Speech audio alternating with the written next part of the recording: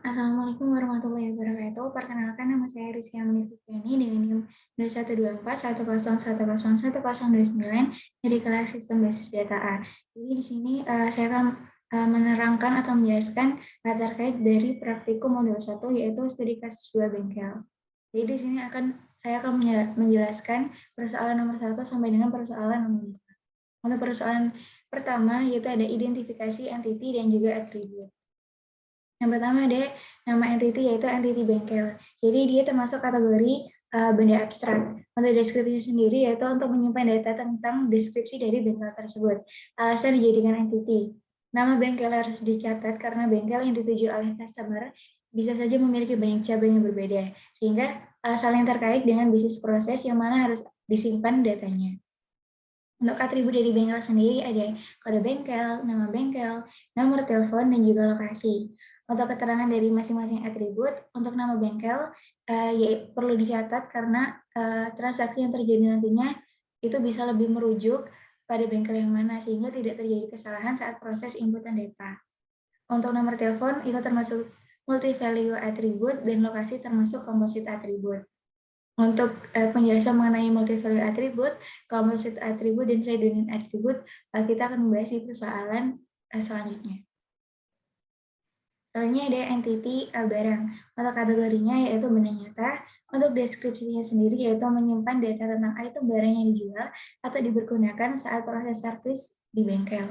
Alasan kenapa dijadikan entity yaitu karena barang yang diperjualbelikan di bengkel haruslah dicatat.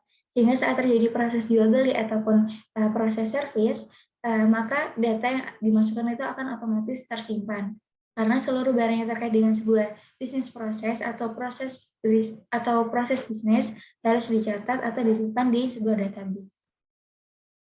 Untuk atributnya sendiri yaitu ada kode barang, nama barang, dan juga harga barang. Untuk keterangan sendiri dari masing-masing atribut, kita mencatat nama barang. Saat mencatat nama barang, kita tidak perlu mencatat nama bengkelnya sendiri, karena cabang yang ada akan menyajikan barang yang sama. Jadi untuk keterangan bengkel bisa dimasukkan pada transaksi agar lebih mudah dan jelas keterangannya. Selain itu alasannya juga agar tidak terjadi multi-value atribut. Harga barang juga termasuk dari entity barang, atribut dari entity barang. Kenapa? Karena setiap transaksi pembelian harus disertakan harga dari barang tersebut sehingga akan lebih mudah proses pendataan pada entity transaksi lainnya. Selanjutnya ada entity jasa. Jadi kategorinya yaitu peristiwa. Untuk deskripsinya sendiri yaitu menyimpan data tentang item jasa yang terdapat pada sebuah bengkel. Alasan dijadikan entity yaitu karena jasa yang diperjualbelikan atau yang digunakan dalam proses transaksi yang di bengkel harus dicatat, sehingga saat terjadi proses jual beli ataupun servis, maka data akan tersimpan. Seluruh barang yang terkait dengan sebuah bisnis proses haruslah dicatat. Untuk atribut dari entity jasa, ada kode jasa, nama jasa, dan juga harga jasa. Ketika mencatat nama jasa, kita juga tidak perlu memberikan atau menambahkan nama bengkelnya karena takutnya terjadi multi-value atribut. Dan juga untuk lebih simpelnya atau lebih jelasnya kita bisa memasukkan keterangan nama bengkel pada entity transaksi. Untuk harga jasa juga termasuk dari atribut entity jasa karena setiap transaksi penggunaan jasa harus disertakan harga dari jasa tersebut sehingga akan lebih mudah proses pendataan pada entity transaksi lainnya. Jadi, setiap atribut yang kita buat itu akan berpengaruh pada setiap entity. Selanjutnya ada entity customer. Kategorinya benda nyata. Untuk deskripsinya sendiri, yaitu untuk menyimpan data yang terkait dengan informasi pribadi yang dimiliki oleh customer. Alasan kenapa dijadikan entity, karena identitas customer itu perlu disimpan dalam sebuah database karena menjelaskan sebuah informasi mengenai data diri dari customer yang melakukan suatu proses transaksi dengan bengkel yang kita bangun. Selain itu, customer juga terlibat dalam jalannya sebuah proses bisnis atau bisnis proses sehingga dimasukkan dalam penyimpanan basis data. Untuk atributnya sendiri ada kode customer, nomor telepon customer, alamat, plat nomor kendaraan, merek kendaraan, warna kendaraan, dan tahun kendaraan. Jadi kendaraan yang dituju yaitu kendaraan yang akan diserviskan oleh customer. Untuk keterangan masing-masing atribut, Untuk plat nomor sendiri, termasuk entitas customer karena merupakan identitas dari kendaraan customer yang nantinya akan terlibat dalam bisnis proses yang berlangsung. Selain itu, plat nomor juga bisa menjadi pembeda antara kendaraan yang satu dengan yang lain. Plat nomor juga bisa dijadikan kode UID. Untuk nama customer perlu dicatat karena termasuk bagian dari identitas customer. Selain itu, dengan adanya atribut nama customer ini pasti akan memudahkan untuk mengetahui proses transaksi bisnis dilakukan oleh siapa. Nomor telepon customer termasuk multi-value atribut yang akan kita bahas di persoalan selanjutnya. Alamat juga termasuk identitas diri dari customer yang perlu dimasukkan dalam suatu database sebagai informasi penting dari bagian dari data diri customer. Warna kendaraan itu bersifat redundant karena dalam satu tabel pasti terdapat banyak instan yang berbeda dalam satu atribut yang sama. Dan juga apabila satu data berubah, maka akan mempengaruhi data yang lain. Oleh karena itu, solusi yang tepat apabila terjadi atau apabila terdapat sebuah atribut yang redundant, kita harus membuat entity baru. Dan kendaraan juga termasuk entitas customer karena merupakan identitas dari kendaraan customer yang akan terlibat dalam bisnis proses yang berlangsung. Selain itu, tahun kendaraan juga bisa menjadi pembeda untuk mempertimbangkan mana barang atau servis yang sesuai.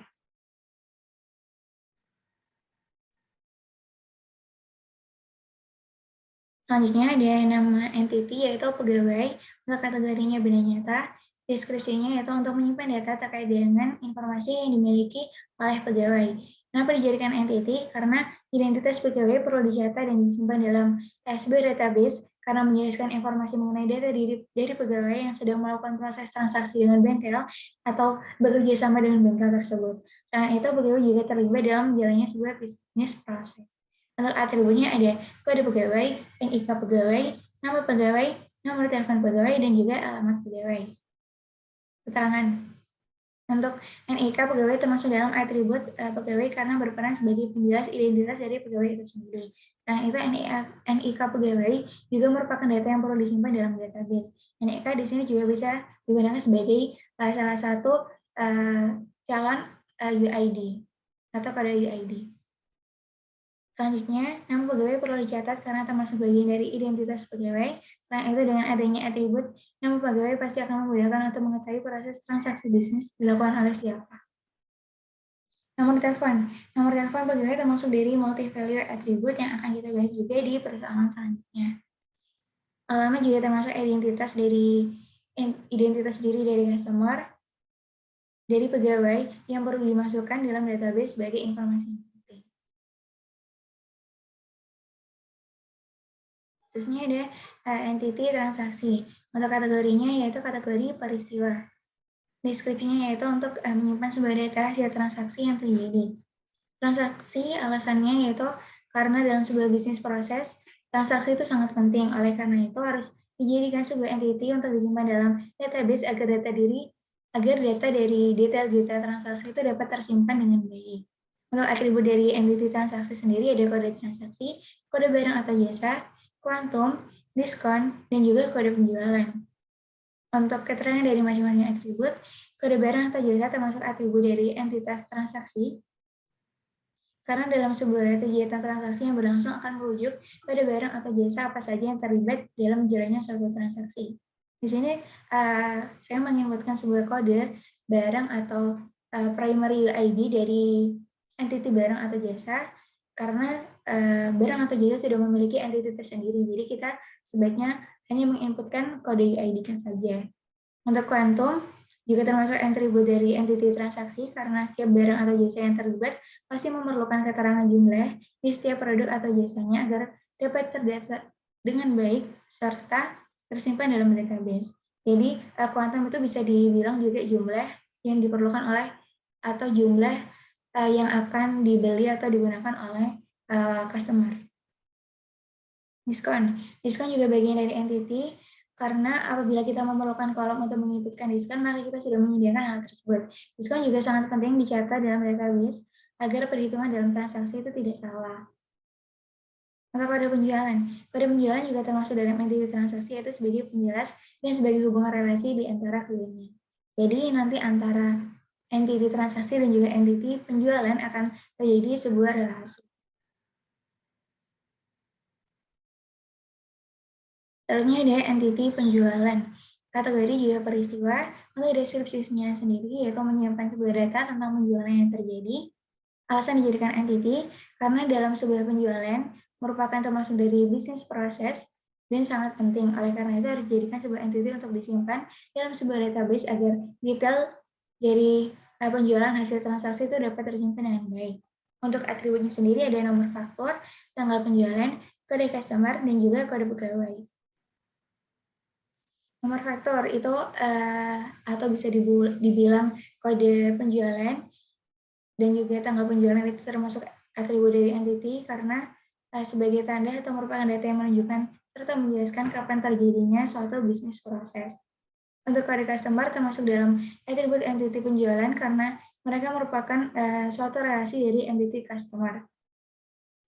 Setiap penjualan yang berlangsung pasti melibatkan customer di dalamnya pada saat bisnis proses berlangsung. Oleh karena itu, kita harus memasukkan kode customer. Untuk kode pegawai juga termasuk atribut dari entity penjualan karena mereka merupakan satu relasi dari entity pegawai.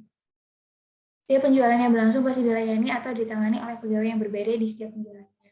Jadi agar lebih mempermudah kita untuk mendeteksi mana pegawai yang menangani pelanggan ini dan pelanggan yang itu, maka kita harus membuat atau memasukkan atribut kode pegawai di dalamnya.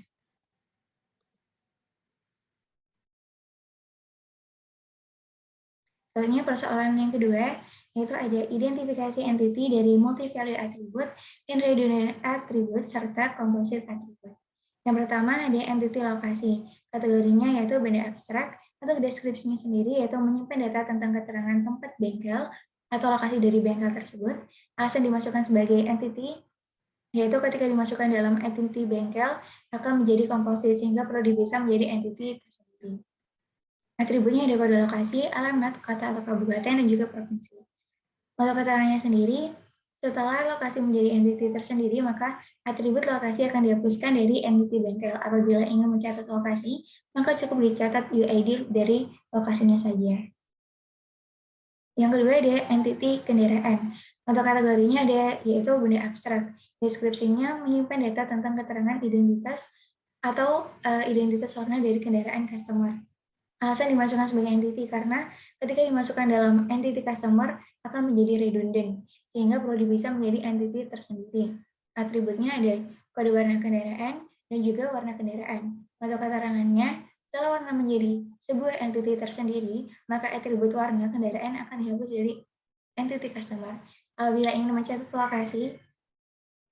mencatat warna kendaraan, maka cukup dicatat UID dari warnanya saja. Yang ketiga ada entity nomor telepon bengkel. Untuk kategori yaitu benda abstrak. Untuk deskripsinya sendiri, menyimpan data tentang keterangan nomor telepon di bengkel. Alasan dimasukkan sebagai entity, ketika dimasukkan ke dalam entity bengkel, akan menjadi multi-value attribute. Karena bisa saja bengkel tersebut memiliki dua atau lebih nomor yang sama. Oleh karena itu, kita memerlukan sebuah entity baru untuk memisahkannya. Untuk atribut ada ID telepon bengkel, nomor telepon bengkel, dan juga kode bengkel. Untuk keterangannya, setelah nomor telepon menjadi sebuah entity tersendiri, maka atribut nomor telepon akan dihapus dari entity bengkel. Namun di antara keduanya masih terjalin sebuah relasi karena sudah terdapat atribut kode bengkel sebagai UID-nya.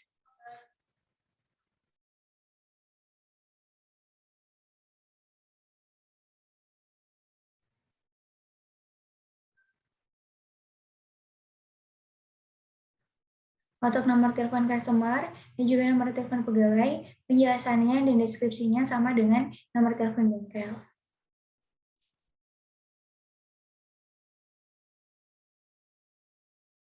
Selanjutnya, persoalan ketiga ada catat atribut yang tidak bisa dimasukkan ke entity yang ada. Jadi entity yang nggak bisa dimasukkan dalam atribut yang tidak bisa dimasukkan dalam entity, itu ada kode bengkel, dia termasuk entity barang nantinya. Alasan tidak bisa dijadikan atribut dalam sebuah entity karena data dari barang tersebut sudah tercakup untuk bengkel pada cabang mana saja, sehingga apabila dimasukkan kode bengkel maka akan terjadi sebuah multi-value attribute. Dan selanjutnya ada atribut kode bengkel. Dia termasuk entity jasa nantinya apabila bisa dimasukkan. Alasan tidak dijadikan atribut karena data dari jasa tersebut sudah tercakup untuk bengkel pada cabang mana saja, sehingga apabila dimasukkan kode bengkel akan menjadi multi-value attribute. Untuk atribut total harga, dia termasuk entity penjualan nantinya. Alasan tidak dijadikan atribut di entity yang terkait itu karena total harga merupakan sebuah turunan sehingga tidak perlu menambahkan atribut tersebut dalam sebuah sistem basis data. Persoalan keempat, yaitu ada penentuan primary UID dan secondary UID setiap entity. Di sini saya membuat beberapa kolom tabel, yaitu ada entity, daftar UID, artificial atau natural, dan juga primary atau secondary. Untuk bengkelnya itu ada yang bisa didaftarkan UID, itu ada kode bengkel dan juga nama bengkel. Untuk artificial atau natural, untuk kode bengkel sendiri itu bersifat natural, sedangkan nama bengkel bersifat artificial. Tiap yang bersifat natural pasti selalu primary, dan yang bersifat artificial akan menjadi sebuah secondary. Contohnya di barang, entity barang itu daftar UID-nya, ada kode barang juga nama barang. Kode barang akan menjadi primary, secondary, dan nama barang akan menjadi secondary. Kode barang akan menjadi primary UID, dan nama barang akan menjadi secondary UID. Untuk jasa, kode jasa itu menjadi primary, dan nama jasa menjadi secondary. Customer, kode customer menjadi primary, plat nomor kendaraan menjadi secondary, kode pegawai menjadi primary, NIK pegawai sebagai secondary. Dalam transaksi itu hanya ada satu, yaitu kode transaksi yang menjadi primary, begitu dengan penjualan, juga kode penjualan yang menjadi primary, kode lokasi juga menjadi primary, warna kendaraan yang dijadikan yaitu kode warna kendaraan menjadi primary-nya juga, ID telepon bengkel juga menjadi primary, begitu juga dengan ID telepon customer dan juga ID telepon pegawai. Mereka menjadi primary. Setiap kode yang kita buat atau kode yang menandai dari data tersebut itu akan menjadi primary UID.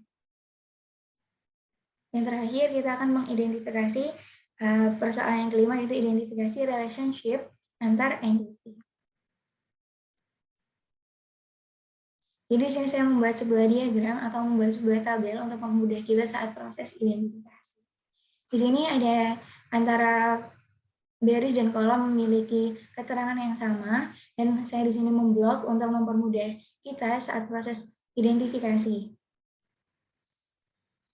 Jadi di sini ada entitas bengkel, pasti dia berkaitan dengan sebuah barang, jasa, customer, pegawai, transaksi, penjualan, lokasi, warna, nomor telepon bengkel, nomor telepon customer, dan juga nomor telepon pegawai, karena mereka saling terkait dalam sebuah proses bisnis yang ada dalam bengkel tersebut. Untuk barang itu berkaitan dengan berkaitan dengan customer, pegawai, transaksi, dan juga penjualan. Karena pasti customer juga memerlukan barang, pegawai juga akan berkaitan dengan barang apa saja yang mereka berikan atau mereka layankan kepada customer. Untuk transaksi juga pasti melibatkan barang, karena akan memasukkan data barang apa saja yang telah dikeluarkan atau digunakan. Setelah itu ada jasa. Jasa juga customer berkaitan dengan jasa karena customer pasti menggunakan jasa. Pegawai juga pasti melayani jasa yang akan diberikan ke customer nantinya. Transaksi juga pasti di dalamnya ada jasa yang terkait atau jasa yang telah digunakan. Penjualan juga pasti melibatkan jasa servis di dalamnya. Setelah itu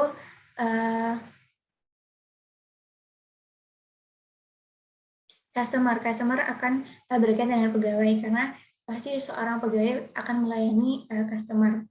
Customer juga terlibat dalam sebuah transaksi karena setiap transaksi yang terjadi hal itu akibat dari adanya sebuah customer. Penjualan juga akibat dari sebuah customer.